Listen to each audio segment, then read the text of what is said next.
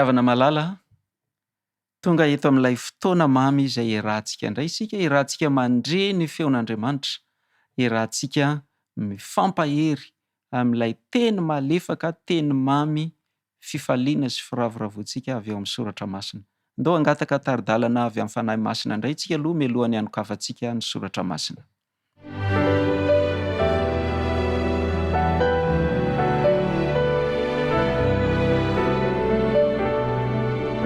Andriamanitro, misaotranao izahay noho ny fanahinao izay mpitaridalana anay, izay manome fahazavan-tsaina anay, izay mampiaiky anay ny fahotana sy ny fahamarinana ary ny fitsarana ho avy. Andriamanitro, angatahanay zany izao izany fanahinao masina izany mba hanazava indray aminay ny teninao, ilay fanahinao masina nampanoratra n'izany teny izany tamin'ny alalan'ny tsindrimandry avy aminao no hanazava aminay eto indray ny afatra izay tianao omenanay amin'izao fandarana izao. Angatahanay sy tonononay amin'ny anaran'i Kristy nivavaka. Amen.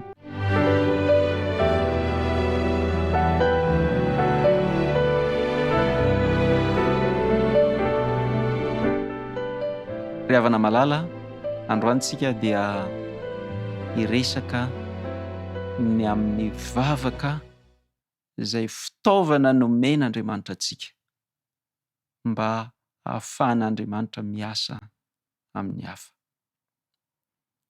Indraindray tokoa moa tsika rehefa mivavaka dia izay ho antsika ihany. Ary izany no mahatonga ny olona maro somary tsy ampy fankasitrahana an'Andriamanitra. Fangatahana no be dia be. Ary rehefa mangataka izy dia ho an'ny tenany ihany.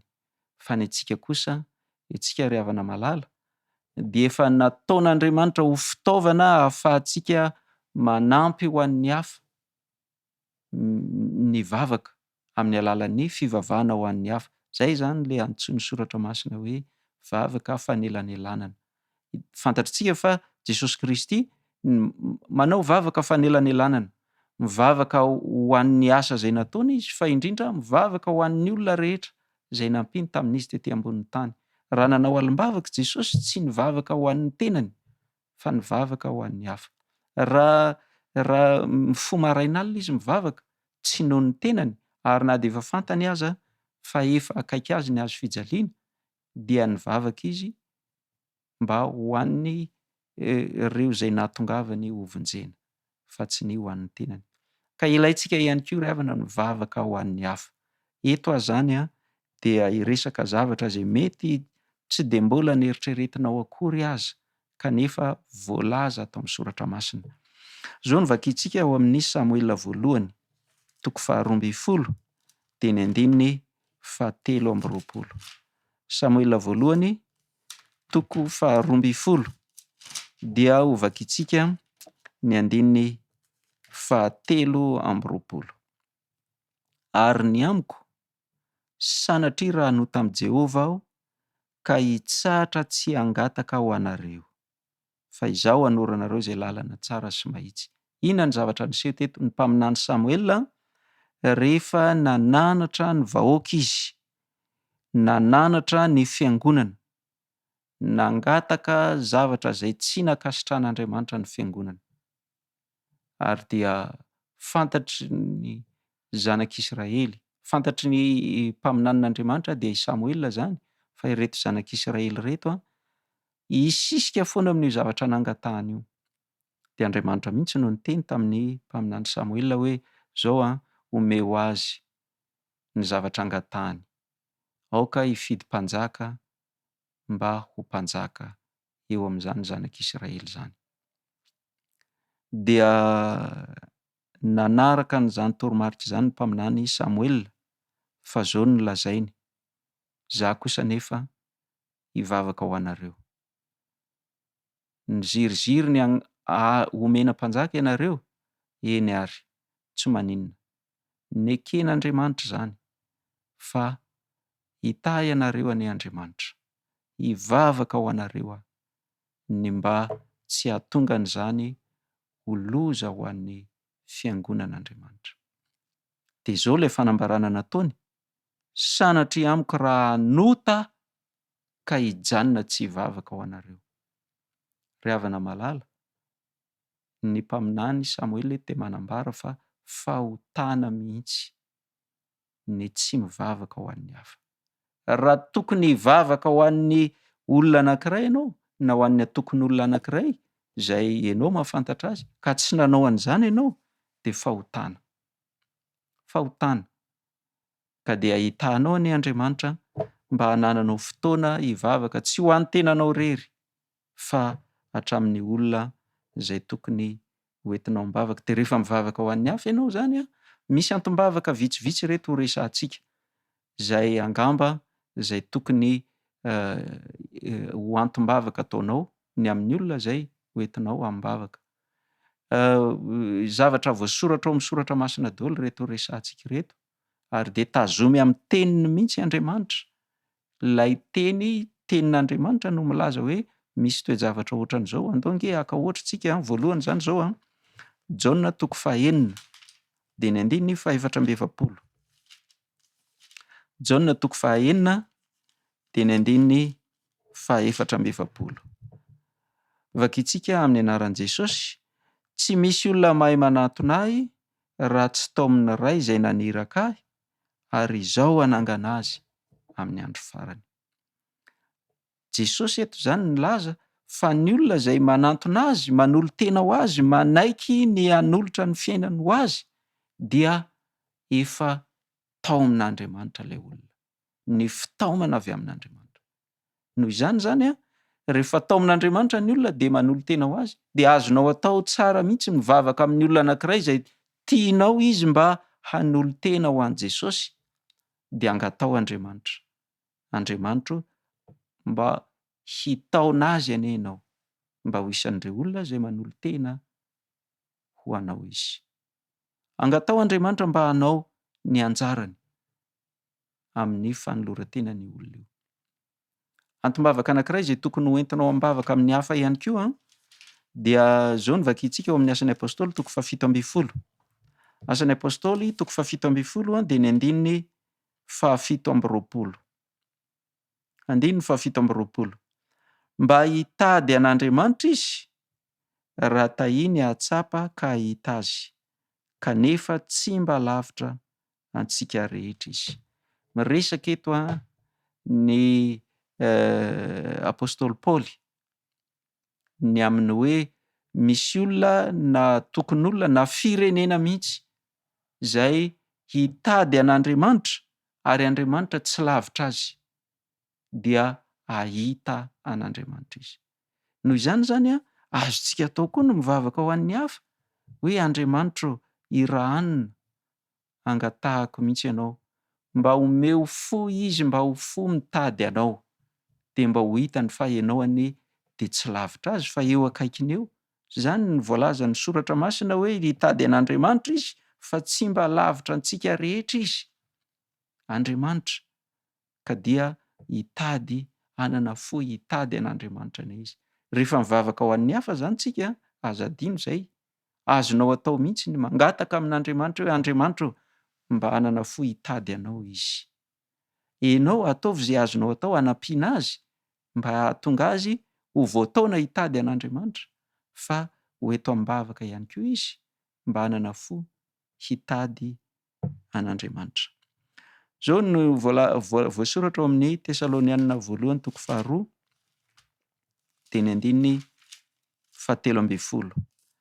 Tesalonianina 1:2, dia ny 2:17. Ary noho izany izahay koa dia tsy mitsahatra misaotra an'Andriamanitra, satria rehefa nandray ny tenin'Andriamanitra izay nitorianay ianareo, dia tsy noraisinareo ho tenin'olona fa arak'izay marina, dia ny tenin'Andriamanitra izay miasa ao anatinareo izay mino koa. Ravina malala, mba fanarianao koa ve? Raha mba misy olona any asa, mety olona akaiky ny fonao mihitsy izany olona izany, mba hahatonga ny olona io handray ny soratra masina ho tena tenin'Andriamanitra. Ianao mba miezaka mizara aminy, amin'ny mpitiavana, mizara aminy ny voasoratra ao amin'ny tenin'Andriamanitra, mba mitory aminy izay lazain'ny soratra masina. Aoka ianao mba hivavaka ihany koa azy, mba ho raisiny ho toy ny tena tenin'Andriamanitra zany fa tsy tenin'olombelona izay voasoratra ao anatin'ny soratra masina.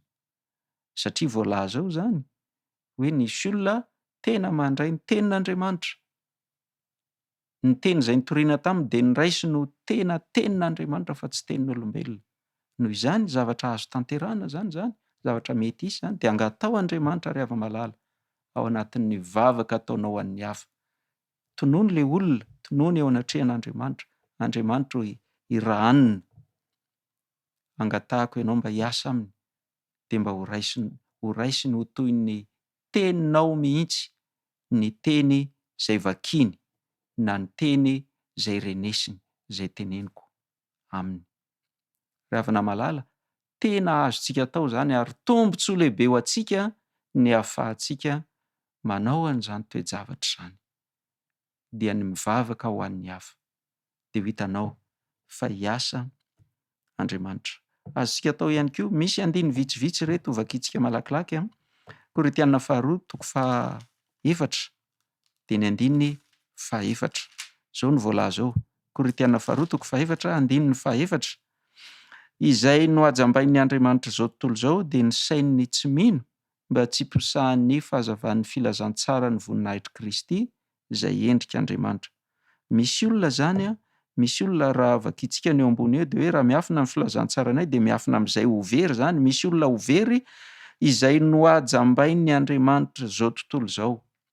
Dia fantatritsika fa Satana zany. No hajambain'ny Satana izy dia angatao Andriamanitra mba hanala an'izany fanajambana ataon'ny Satana amin'izany, mba tsy hisy ny herin'ny Satana eo amin'izany olona izany. Dia Jaona 5:12, nanao fanambarana ihany koa Jesosy ny amin'ny asan'ny fanan'Andriamanitra efa niresahantsika teo, fa dia ho vakiantsika ihany. Tenenitsika tao amin'ny tonom-bavaka teo izy ity. Jaona 5:12 dia ny andininy 5 ka hatramin'ny andininy 7. Zao ny voalazan'i Kristy. Ary raha tonga izy, miresaka ny amin'ny fanahy masina io Jesosy, ary raha tonga izy dia hampiaiky izao tontolo izao ny fahotana sy ny fahamarinana ary ny fitsarana. Ny fahotana satria mino ahy izy, ny fahamarinana satria mankany amin'iray aho ka tsy mahita ahy intsony ianareo. Ny fitsarana satria ny andrinana izao tontolo izao dia efa voatsara. Mbola manana zavatra maro lazaina aminareo nefa tsy zakanareo ankehitriny. Fa raha tonga ny fanahy fahamarinana dia izy no hitari-dalana anareo amin'ny marina rehetra, fa tsy hiteny ho azy izy fa izay ho reny dia ho lazainy avokoa ary ny zavatra ho avy rehetra dia ambarany aminareo.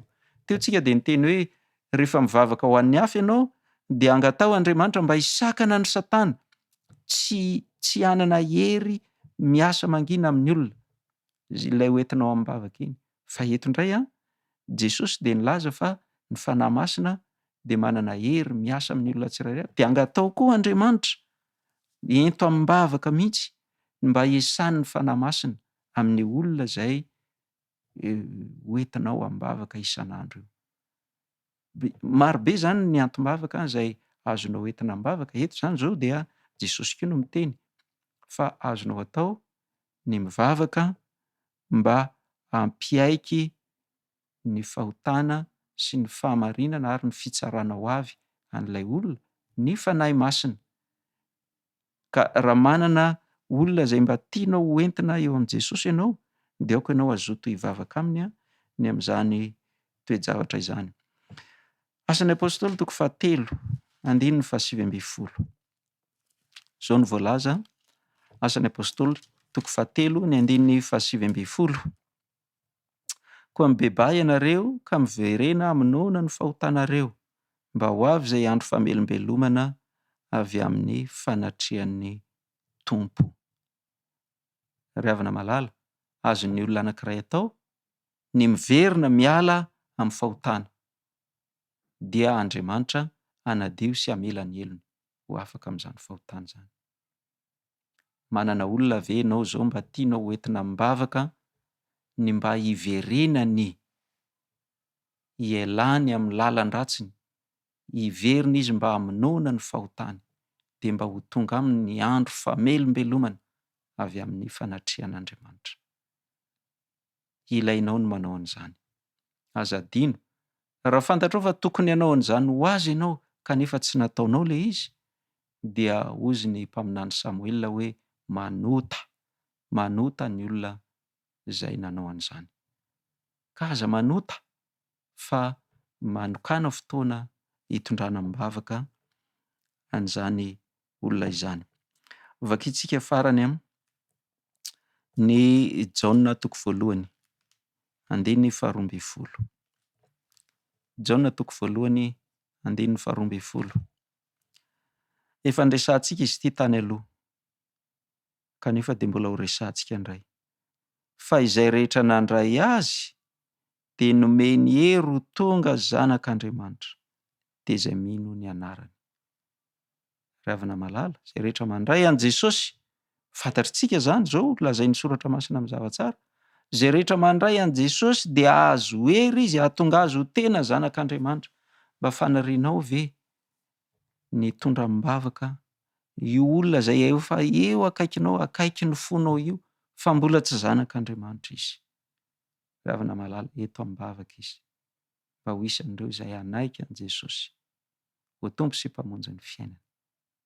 Fa izay rehetra mandray azy dia omeny Kristy hery mba ho tonga zanak'Andriamanitra. Santiono ny vitsy izay niresahantsika izay mba hahitanao hoe ilaintsika ny mivavaka ho an'ny hafa, manana zavatra be dia be tsika tokony hoentina mivavaka eo amin'Andriamanitra, eo amin'ny fiainan'ny hafa. Indray mandeha tany amin'ny fiangonana anankiray izahay. Tsy pasteura ny tenako tamin'izany, tsy mbola pasteura fa mpivavaka tsotra tao amin'io fiangonana io. Dia nandalo tao ny pasteura izay miandraikitra ny fiangonanay.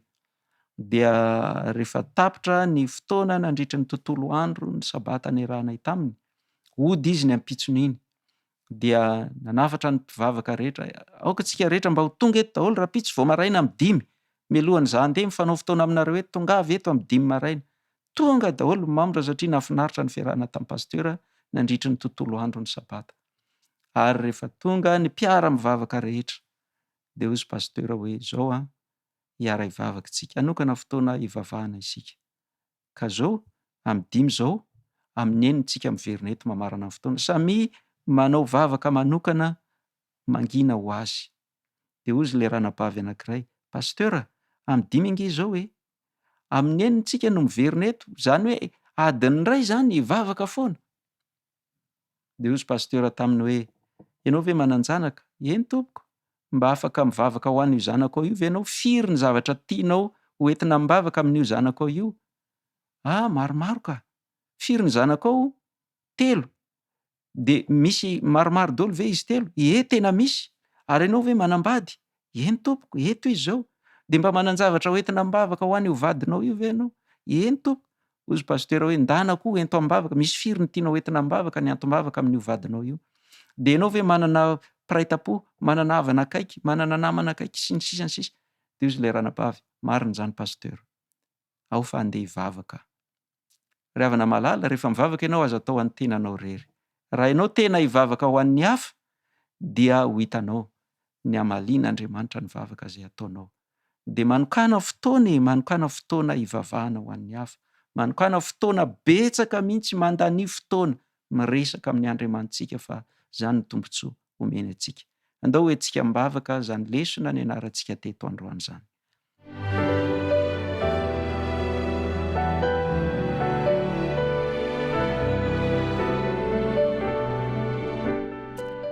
Andriamanitra, saotra anao izay no ny fandaminanao, ka dia azonay atao no mivavaka dia mahazo valim-bavaka izahay. Ary tsy mivavaka ho anay ihany, fa azonay atao no mivavaka ho an'ny hafa. Eny mety any amin'ny toerana lavitra izy, tsy fantany akory hoe mivavaka ho azy izahay, tsy hitany akory izany, kanefa dia henonao izany vavaka izany. Andriamanitra, ho anao irery ny dera sy ny laza ary ny voninahitra any amin'izany. Fa izahay zanakao kosa, ampio izay mba ho endry, dia mba tena hivavaka, dia mba handany fotoana mihitsy hivavahana aminao, satria maro ny zavatra irianay, tsy ho amin'ny tenanay fotsiny, fa ho an'ireo malala ny fonay, ho an'ireo rehetra izay akaiky anay, izay mifanerasera aminay, ho an'ireo mpianakavy ny finoana sy ny sisa. Andriamanitra, taio ny mpiaino rehetra, taio zahay rehetrarehetra izay manaraka n'izao fandaharam-potoana izao, mba hanana fotoana manokana mihitsy hivavahana ao amin'ny hafa, satria maniry izahay raha mba ho enoana ho avokoa izany vavaka rehetra izay ataona izany. Ka dia araka ny teny fikasanao, manana faharetana izahay Andriamanitro, fa ianao kosa hamaly ny vavaka araka ny tenenina hoe hitady ahy ianareo dia ho hitanareo aho raha tena katsahinareo ny fomba rehetra. Hisaraka izahay taio indray ny mpiaino rehetra mandritra ny fotoana izay tsy iarahanay, mandra-pahatonga ny fotoana iarahanay eto rahampitso amin'ny ora toy izao. Tonoana isangatanay amin'ny anaran'i Kristy mivavaka. Amen.